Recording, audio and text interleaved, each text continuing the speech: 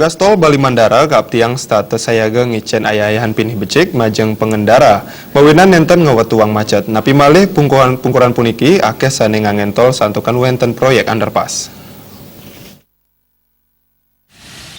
Ketua Komisi 3 DPRD Bali Nengah Tambel Mausang, Rika Laning kelaksana yang sidak, mapaiketan ring macet, sane wenten ring jalan tol ngeruruh Bandara Ngurah Rai, Wiyadi Nusa 2, wiwilan ipun nenten sangkaning kewentenan proyek underpass Kemanten, nanging kewentenan petugas tol taler kirang sayage ngicen ayayahan, pamekas majeng sane nenten medue kartu e-tol. Manut tambel akeh pengendara nganggen tol mangda nenten macet yeni ngambil margi ngelintangin proyek underpass ya diastun nenten medue e-tol. Sangkaning punika macet ring pintu masuk tol nenten preside kaluputang. Antuk punika ugar-ugar rikalaning ring tol kaaptiang nenten kaku mawinan dados nganggen jinah tunai.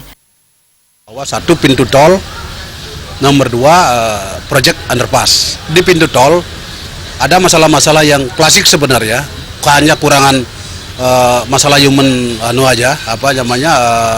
kurang respect aja dia petugas-petugas tol yang ada di sekarang ini. Persoalan satu, begitu dia mempergunakan kartu tol ya, saldonya habis. Nomor dua, ada benar-benar memang tidak bawa kartu tol.